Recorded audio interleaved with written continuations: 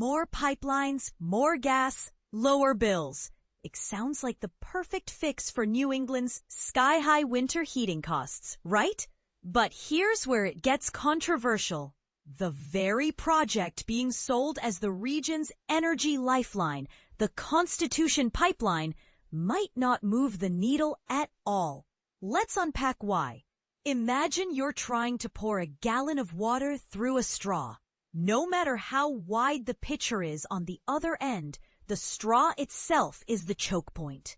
That's essentially what energy analysts say is happening with the Constitution Pipeline. The line would start in Pennsylvania's abundant gas fields and end in Schoharie County, New York. From there, it would link into pipes that already feed New England. Those existing pipes, however, are the real problem. They're old, narrow, and already running close to capacity. Pumping more gas into New York does nothing to widen the straw that actually reaches your furnace or power plant. And this is the part most people miss. There is no shovel-ready plan to enlarge the web of pipes inside New England. The financing models for interstate gas projects are messy, time-consuming, and politically fraught. As energy consultant John Dolan bluntly puts it, "I'm not aware of any large-scale gas supply projects into New England today. Until we solve that bottleneck, the Constitution Pipeline is like adding an extra on-ramp to a traffic jam." But wait, there's another twist. Even if the pipeline could magically deliver more molecules, demand for those molecules is shrinking. Massachusetts regulators released a roadmap in late 2023 that charts a path for gas utilities to pivot toward clean energy services, aiming for net zero emissions by 2050. Maine followed suit in May 2025, launching an investigation into the long-term role of its gas utilities. Translation: every new furnace or stove that gets swapped out for a heat pump or induction cooktop frees up gas for power plants, potentially offsetting any new supply. Now let's talk money. The argument that more supply equals lower prices sounds ironclad in Economics 101, yet real-world gas markets behave more like a roller coaster. In 2020, the wholesale price was a modest $1.90 per million British thermal units. By 2022, after Russia invaded Ukraine, it had catapulted to $6.45. Last year it slid back to $2.20.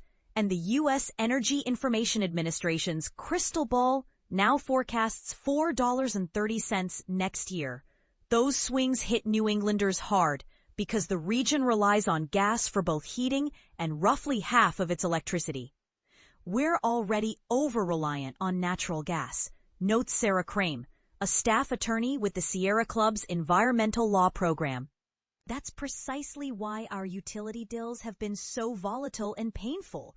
So if another pipeline isn't the silver bullet, what is? Advocates argue the smarter play is to build a system that simply needs less gas in the first place. Picture a diversified energy buffet, rooftop and community solar soaking up the sun, offshore wind turbines spinning on the horizon, batteries tucked into basements and parking garages, and virtual power plants that stitch all these pieces together with software. When demand spikes, say during a blistering summer heat wave, these resources can discharge power or dial down usage faster than a traditional gas plant can ramp up. This past July, for example, New England's grid operators saw solar and storage shave hundreds of megawatts off peak demand as temperatures flirted with 100 degrees Fahrenheit. Amy Boyd Rabin of the Environmental League of Massachusetts calls that moment a neon sign telling us to double down on renewables, not on fossil fuels. The beauty of this approach is speed and cost. A new offshore wind farm can go from permitting to powering homes in 4 to 6 years.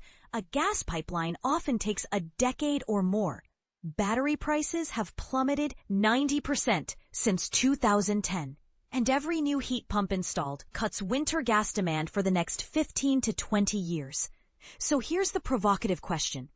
If the Constitution pipeline won't guarantee lower bills or greater reliability, and might even lock us into a fuel that states are actively trying to phase out, should we still build it? Or is it time to place a different bet on a cleaner, more resilient grid? Drop your thoughts below. Do you agree that the pipeline is an expensive distraction, or do you see hidden benefits the experts are overlooking? Let's debate respectfully but passionately in the comments.